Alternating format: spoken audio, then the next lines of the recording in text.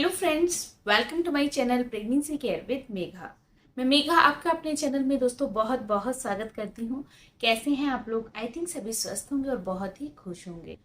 दोस्तों, अगर आप पहली बार माँ बन रही हैं तो आपको कैसे पता चलेगा कि जो लेबर पेन हो रहे हैं वो फॉल्स लेबर पेन है या फिर एक्चुअली में होने वाले लेबर पेन है, या फिर कैसे आप जान पाएंगे कि डिलीवरी का समय आ चुका है, कि अब आपका प्यारा नन्ना मुन्ना इस दुनिया में आने वाला है। तो दोस्तों, आज के इस वीडियो में मैं आपको इसके बारे में पूरी जानकारी दूंगी।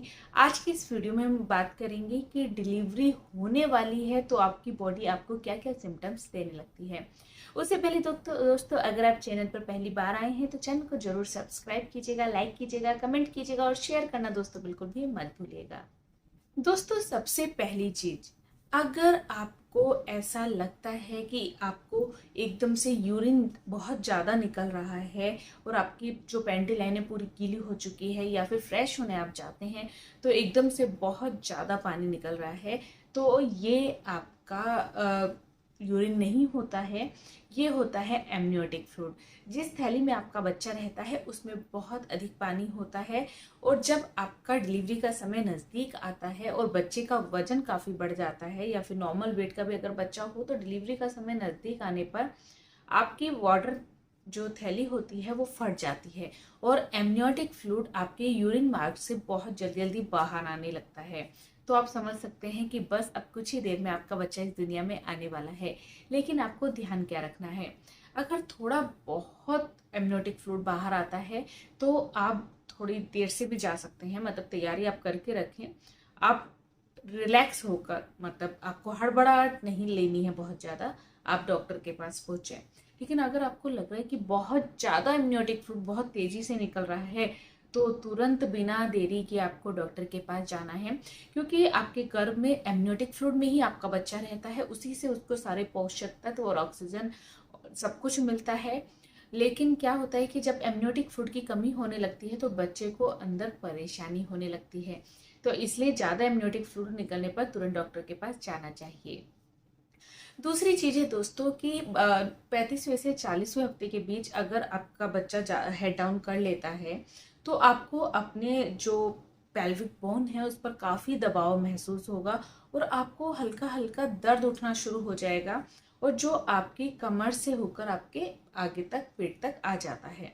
तो अगर आपको लगातार और काफ़ी तेज़ी से दर्द हो रहा है तो आप समझ सकते हैं कि अब आपका जो बेबी है इस दुनिया में आने वाला है। तीसरी चीज है दोस्तों, फॉल्स लेबर पेन और एक्चुअल लेबर पेन में कैसे अंतर जाने। देखिए दोस्तों, फॉल्स लेबर पेन में क्या होता है कि अगर आपको दर्द हो रहा है कि आपकी कमर से दर्द उठ रहा है और आपके पेट तक आ रहा है, लेकिन अगर आप लेट जाते हैं, मतलब पोजीशन कोई भी चेंज कर लेते हैं, लेट जाते हैं, बैठ जाते हैं, घूमना शुरू कर देते हैं, तो वो दर्द बंद हो जाता है। तो वो होता है दोस्तों फॉल्स लेबर पेन, जो एक्चुअली में अभी आपके लेबर पेन नहीं आए हैं। आपकी बॉडी वो फॉल्स लेबर पेन जनरेट करने लगती है कि आपके जो डिलीवरी है कुछ समय बाद हो जाएगी। लास्ट तिमाही में दोस्तों ये फॉल्स लेबर पेन का जो है चक्कर शुरू हो जाता है। एक होता है ये। अगला है दोस्तों कि अगर आपका जो म्यूक्स प्लग होता है वो निकल गया है, आपको अगर आपको दिख रहा है पैंटी में आपको ब्राउन कलर का डिस्चार्ज नज़र आ रहा है, वाइट कलर का काफ़ी डिस्चार्ज नज़र आ रहा है, या आपको ब्लीडिंग जैसा होने लगा है कि आपको बहुत डार्क कलर की जो ब्लीडिंग है वो हो रही है, तो दोस्तों आप समझ जाइए कि अब आपका बच्चा इस दुनिया में आने वाला है, क्योंकि ब्लीडिंग नहीं होती है, म्यूक्स प्लग होता है जो हमारे यूरिन मार्ग से हमारे गर्भाशय तक किसी भी तरह के संक्रमण को जाने से रोकता है। और जब ये म्यूक प्लग आपका हट जाता है तो दैट मीन्स कि आपका डिलीवरी का समय अब नज़दीक आ चुका है और आपकी डिलीवरी अब होने ही वाली है। तो दोस्तों, एक होता है ये सिम्टम। तो दोस्तों, ये जो मैंने आपको चीज़ें बताई हैं, अगर आपकी बॉडी ये सारे सिम्टम देती है तो आप समझ सकते हैं कि डिलीवरी होने ही वाली है। और फॉल्स लेबर पेन और एक्चुअल लेबर पेन में भी डिफरेंस आप समझ सकते हैं।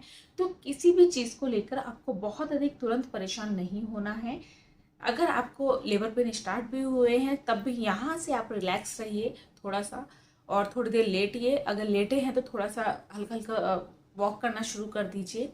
और तब भी अगर आपके लेबर पेन शुरू है और बंद नहीं हो रहे हैं और थोड़ी देर बाद फिर वापस आ रहे हैं, 15 मिनट बाद, आधे घंटे बाद, और जैसे जैसे लेबर पेन बढ़ता है तो टाइम गैप कम होने लगता है, तो अगर आपको लेबर पेन लगातार चल रहे हैं तो आपको बिना देरी के डॉक्टर के पास जाना है।